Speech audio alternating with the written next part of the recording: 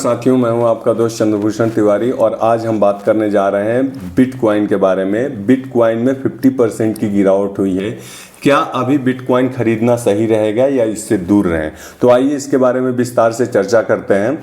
Bitcoin अक्टूबर 2025 में अपने $1,25,000 के उच्च स्तर लगभग 50% तक था। 50% गिरावट के बाद पिछले करीब एक सप्ताह से $65,000 पर आ गया। मई 2026 में ये जो है $80,000 से नीचे आने के बाद ये गिरावट और तेज हो गई। तो इसमें विशेषज्ञों के अनुसार, जो कि राजनीतिज्ञ विशेषज्ञ हैं या जो बिटकॉइन के बारे में जानकार ये बोल रहे हैं, या इकोनॉमिस्ट जो है इसके बारे में ये बता रहे हैं कि भू राजनीतिक तनाव, ब्याज दरों को लेकर अनिश्चितता और जोखिम वाले निवेशों से निवेशकों की दूरी इस गिरावट के प्रमुख कारण है। चूंकि क्रिप्टो करेंसी को एक जोखिम पूर्ण संपत्ति माना जाता है, इसलिए अनिश्चितता बढ़ने पर निवेशक इससे बाहर निकलने लगते हैं। क्या यह सामान्य सुधार या नई मंदी का संकेत है? तो मुद्रेक्स के प्रतीक गुप्ता का मानना है कि बाजार पहले से ही डाउन ट्रेंड में है, लेकिन बिटकॉइन के बहुत अधिक नीचे जाने की संभावना कम है। उनके अनुसार $60,000 और $55,000 महत्वपूर्ण सपोर्ट स्तर हैं। यदि कीमत $55,000 से नीचे जाती है तो सैद्धांतिक रूप से $40,000 तक गिर सकती है। ठीक है, हालांकि वे इसे सबसे संभावित स्थिति नहीं मानते हैं। उनका मानना है कि $60,000 के आसपास बिटकॉइन ने मजबूती दिखाई है और वापसी के संकेत भी मिल रहे हैं।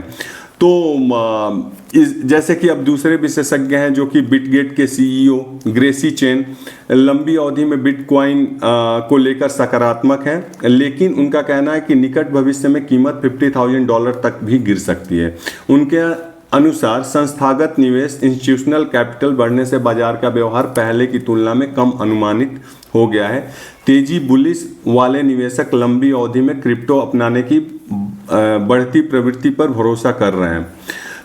जिनके पास पहले से क्रिप्टो है वो क्या करें? तो यदि आपके पोर्टफोलियो में क्रिप्टो का हिस्सा 5 से 10% है से कम है तो सलाह है कि घबराकर बेचने की ज़रूरत नहीं है। उसे अभी जैसा है वैसा ही रहने दें और उसको अनुशासित रूप से ही उसको रखें। जल्दीबाजी में कोई निर्णय लेने की ज़रूरत नहीं है।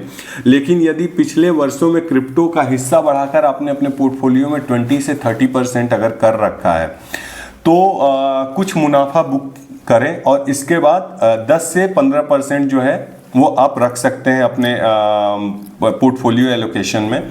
केवल इस उम्मीद में निवेश बनाए ना रखें कि बिटकॉइन तुरंत $1,25,000 टच कर जाएगा। जी नहीं, क्योंकि मार्केट में अनसर्टेनिटी बनी हुई है, तो इसके कारण आप ये एक्सपेक्टेशन करना मूर्खता होगी। नए निवेशकों के लिए क्या सलाह है? एज पर माई अंडरस्टैंडिंग, शुरुआत में अगर आप बिटकॉइन में इन्वेस्ट करना चाहते हैं, क्योंकि मार्केट अभी बिटकॉइन का प्राइस जो है अभी नीचे है, तो इसमें आप बेसिकली आप SIP करें और उसी करेंसी में SIP करें जो कि बड़ी करेंसीज हैं बिटकॉइन में, जैसे कि क्रिप्टो में जैसे बिटकॉइन हो गया, एरेथ्रियम हो गया, इसमें आप SIP कर सकते हैं। पहले इन्हें समझें और फिर आगे निवेश करें। अगर आपके पास नॉलेज नहीं है तो किसी जानकार से, किसी बिटकॉइन एक्सपर्ट से आप संपर्क कर सकते हैं। इसके बाद आप उनकी सलाह लें और तभी आप निवेश करें।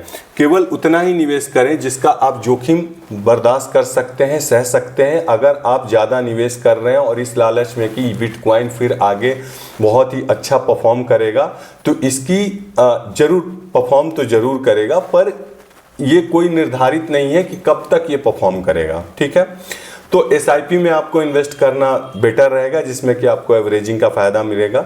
डॉलर कॉस्ट एवरेजिंग रणनीति का उपयोग हम लोग कर सकते हैं। हर सप्ताह या हर महीने निश्चित राशि निवेश करें इसमें SIP की तरह। तो इसमें आपका जो है पोर्टफोलियो एलोकेशन 10 से 15% आप क्रिप्टो में आप डाल सकते हैं। ज़्यादा का रिस्क ना लें। तब तक के लिए धन्यवाद। Good night.